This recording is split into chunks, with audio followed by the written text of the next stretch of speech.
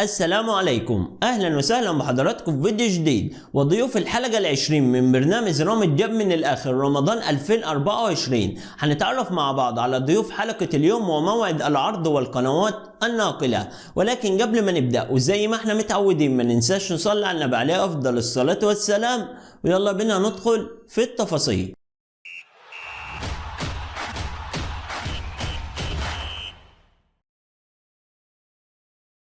اهلا بكم من جديد. اعلنت منذ قليل قناة MBC مصر عبر الموقع الرسمي للبرنامج عن ضيوف الحلقة العشرين من برنامج رامي جاب من الاخر رمضان 2024. اليوم السبت الموافق 30 مارس 2024 30/3/2024. وضيوف الحلقة العشرين اليوم هم عبد الناصر زيدان وابو المعاطي زكي. ابو المعاطي زكي وعبد الناصر زيدان ضيوف الحلقة العشرين من برنامج رامي جاب من الاخر. ويعرض البرنامج في تمام الساعة 5:05 مساء بتوقيت تونس والمغرب والجزائر، في تمام 6:05 مساء بتوقيت القاهرة والسودان، في تمام 7:05 مساء بتوقيت السعودية والعراق، في تمام 8:05 مساء بتوقيت قطر والإمارات. وتعرض حلقة اليوم عبر قناة MBC مصر. ودي كانت حلقتنا عن ضيوف الحلقة العشرين من برنامج رامي جاب من الآخر. ما تنساش تدعمنا بلايك وتشترك في القناة وتفعل الجرس عشان يوصلك إشعار بكل جديد. ودي كانت حلقتنا